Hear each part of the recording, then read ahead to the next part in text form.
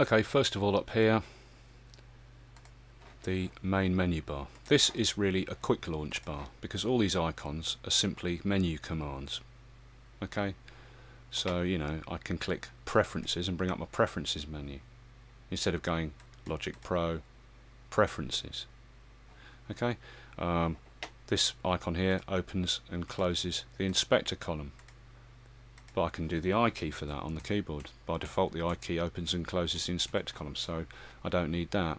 This icon here opens the project settings menu, but I can just simply go to the Apple Logic menu here, File, Project Settings, and there it is. So you know what I mean, these are all key commands. These ones here, for example, are to do with edit commands that you'll find in the menus on the local menu bar for the arrange area here. These are all like set locators, repeat section, cut section, insert section, split by locators, etc. These are all commands that are available here, right? See, in these various menus living on the local menu bar above the arrange page. So these are all like functions and commands and access, quick accesses to menu items. There's no need for any of that to be visible because it's much better to learn your key commands and your tools. Alright, so for beginners I'm saying you don't need this visible. It's customizable. You can right click on the grey area anywhere and choose customize toolbar, and this enormous list of possible values appears, and you just drag them. Like for example, I can drag the strip silence command up here, and then I can click that any time to strip silence from a selected audio region, and just remove things by dragging them off. Alright, and these icons can be either icons by themselves or icons and text, or text only, whatever, you know what I mean. But the point is, these are just quick access icons to commands that live in all the menus, and it's better to just get rid of it and remove that clutter, because I'll show you all these things can be done with simple commands. Alright, so you may want to use it in future. I never use it, so turn it off with this oval icon button here. And the first time I did that, I hid it, the bottom of Logic rose up like that to fill the gap, so you just then full screen Logic using that plus button, yeah? And then after that, if you bring that upper main menu bar in, it Logic no longer rides up anymore. But get rid of it, you don't need it. Okay, that's the main menu bar, and we don't need that at all.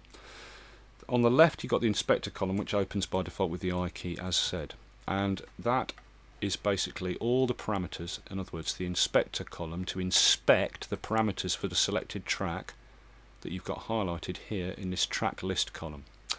Now, so I select a track, and what I'm looking at here is the channel strip for that selected track, as well as its accompanying assigned output channel strip.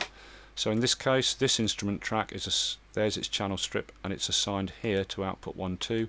So living next door to it in the inspector column is the output channel strip 1, 2. You always get the channel strip for the selected track as well as its assigned output channel strip, so you can work on them together side by side, which is very handy. And the other things that are in this inspector column are these two hideable panels, which you can hide with a little arrow like that. Okay, and they are, the bottom panel is pertaining to parameters to do with the selected track, the whole track. All right. And you can do things like assign a MIDI channel to that track. By default it's all, yeah. You can transpose it up, you can set the value of this fader display down here to be either dB or numerical. You can transpose the whole track up or down by octaves or by semitones like that, yeah. You can restrict or reduce the velocity for everything living on that track, all the MIDI stuff living on that track. You can limit the key range or limit the velocity. You can delay the track backwards or forward in time. And you can click to not transpose and not to reset it. And finally you've got this style thing, which is to do with score, I do believe. Alright, so you just completely ignore that. And the upper box pertains to things that actually live on the selected track. So for example, if I select this at the moment with nothing selected on that track, it says MIDI through, but as soon as I click that little region called inst1, this now says inst1 up here to show that I've selected this, and I can then do things, set parameters in this upper box for this region living on that track, like I can quantize it, loop it, transpose it, velocity, adjust the dynamics, gate time and the delay of that individual little part or region. And if I've got more than one region selected, for example, like this, it allows me to adjust the parameters for more than one region that's selected. it says now 2 selected. Look, and I can quantize just those 2 regions to be different from the rest of the track, or I can transpose just those 2 regions up by an octave, but everything else on that track won't be transposed. See what I mean? We'll come to that more when we start to show building an arrangement and working in this arrange area, right? But that inspector column shows everything for the selected track, so we can hide and only bring it in when we need to tweak some parameter on the track or its channel strip, whatever, right? Otherwise, keep it hidden. Right, that's that. I'll just delete that little. Whoops. Just delete one of those, that's it, and put this back to pointer. Okay, and that leaves just 2 more things. On the right, the media column, which I'll bring in with the library tab default highlighted by holding down Alt and clicking L, as we showed already. There it is. So this is your library tab in the media column. You've got a browser tab, which is where you browse your network and local drives. You've got library, which is where you browse through the different collections of sounds or effects presets, and this is where you browse to select your sounds for instrument tracks or your effects presets for selected effects. Alright, and we'll show you how to do that soon. Then you've got loops, and this is where you work with all your Apple loops. This is the catalogue, so to speak, the library of Apple loops that are categorized by genre and things like that. And you've got bin, which is where all the audio lives, so any audio recorded on this song or this project will appear in the bin, and here is where I also import audio files and loops. Alright, so the 2 things you're most likely to want to open are the library and the bin. If you happen to get into heavily using Apple loops, then you can always assign a key command to open this media column with the loops tab selected if you really need to. But for everyday typical use, Alt L opens it with the library selected, and B opens it with the bin selected. It's as simple as that. So bring it in when you need it, otherwise keep it hidden to reduce the visual clutter.